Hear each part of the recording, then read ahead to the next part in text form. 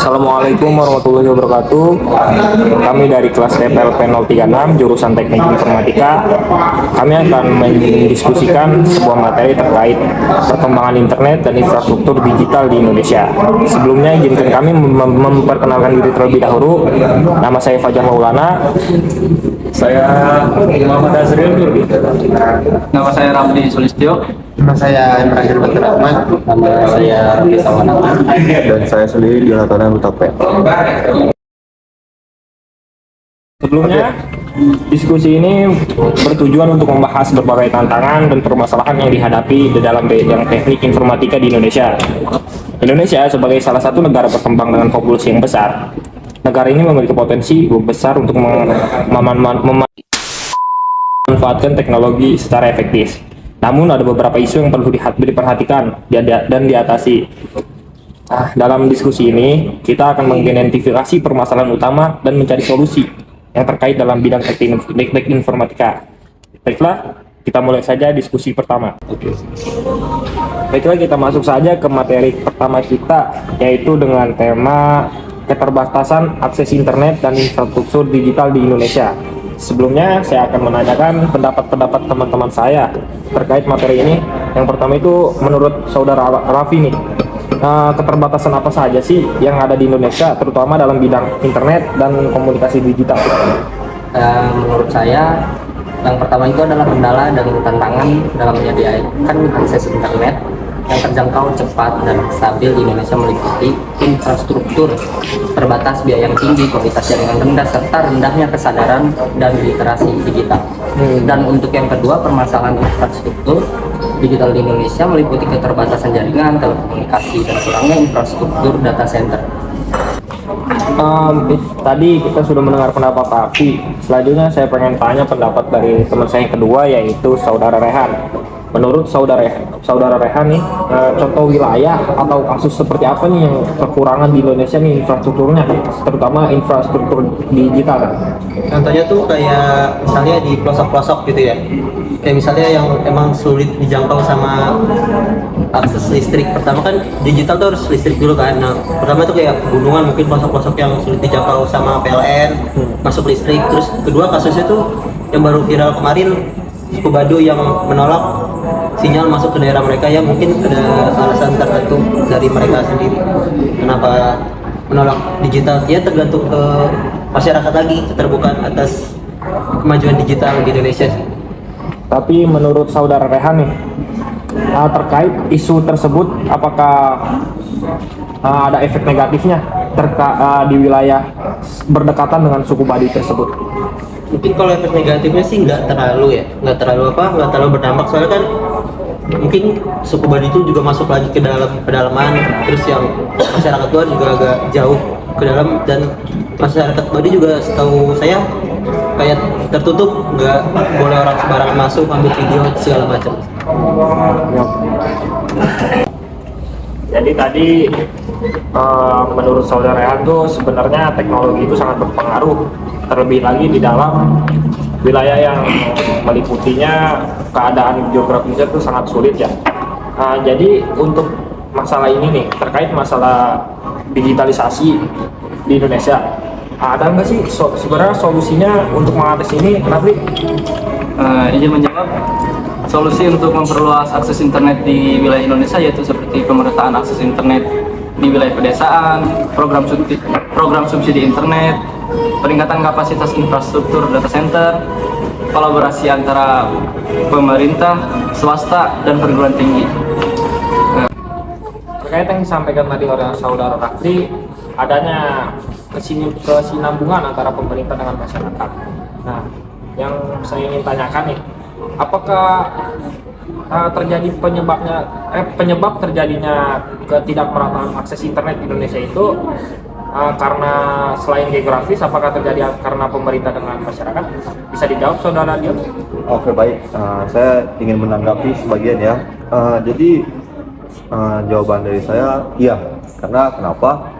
Korupsi itu apalagi terkait dengan jaringan gitu ya, itu kan sangat penting buat dunia sekarang, apalagi yang serba online gitu kan, serba digital, betul ya, serba digital.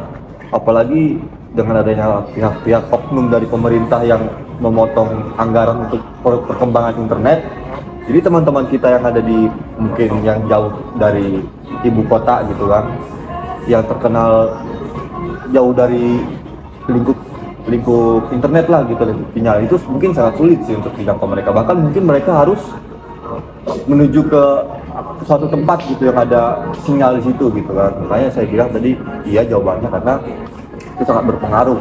Apalagi untuk teman-teman kita yang masih mungkin butuh entah butuh pembelajaran via online maupun itu daring, Zoom, itu buat saya sendiri itu sangat berpengaruh gitu.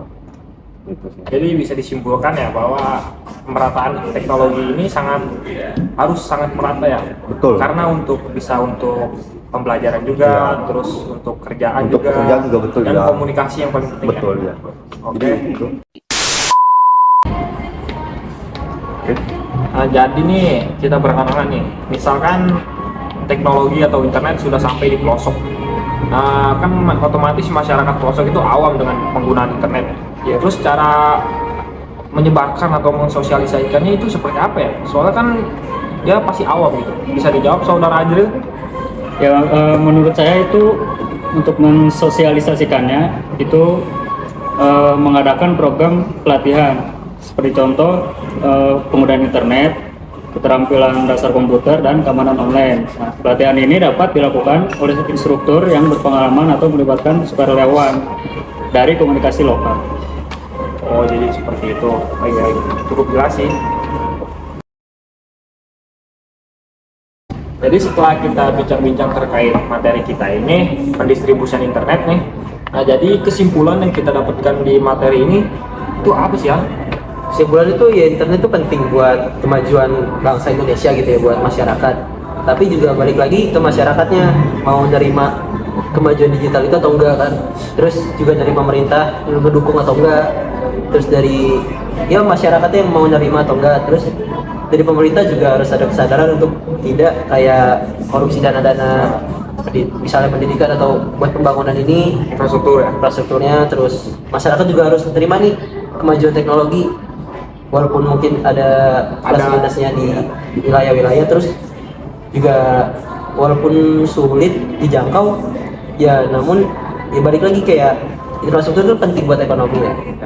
Kayak misalnya di pelosok ditaruh digital kan, warga pelosok juga bisa jualan online, bisa meningkatkan ekonomi, pendidikan, dan segala macamnya.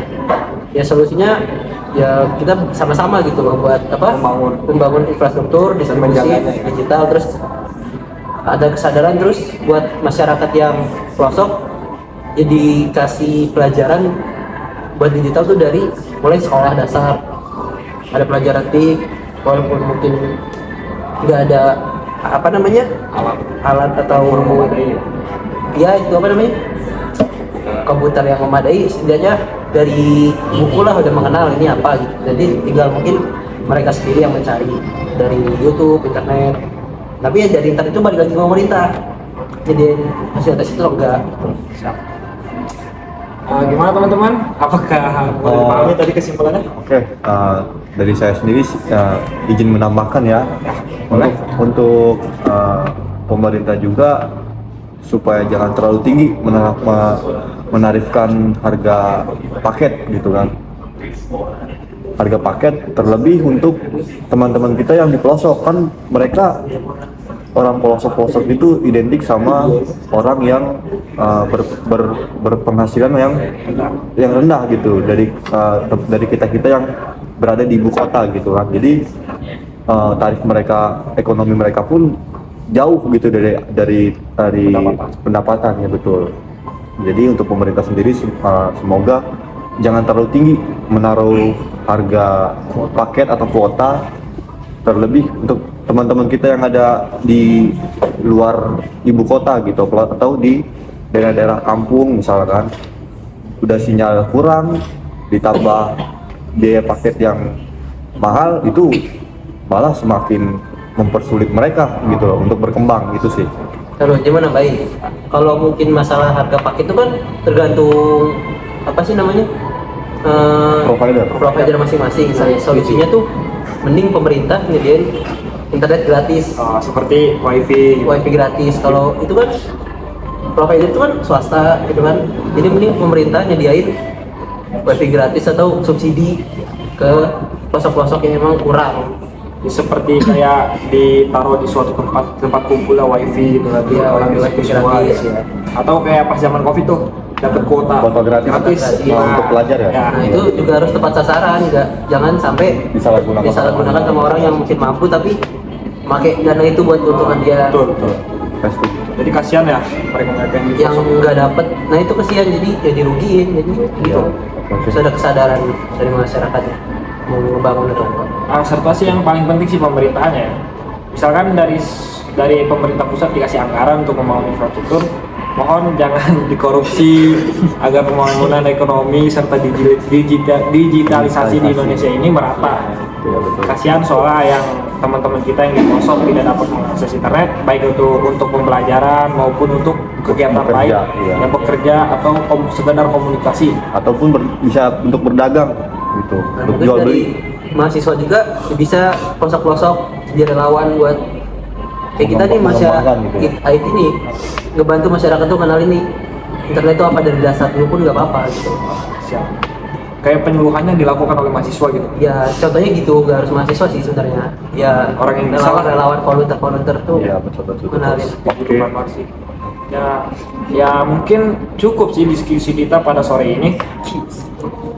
Mungkin itu saja sih diskusi kita pada hari ini. Saya selaku moderator yang bertugas pada diskusi kali ini, saya mohon pamit undur diri. Dan mohon maaf misalnya ada salah atau kurang kata atau mungkin pendapat kita yang kurang berkenan. Kami mohon dibuka pintu maaf yang sebesar-besarnya. Wabillahi taufik wal hidayah. Assalamualaikum warahmatullahi wabarakatuh.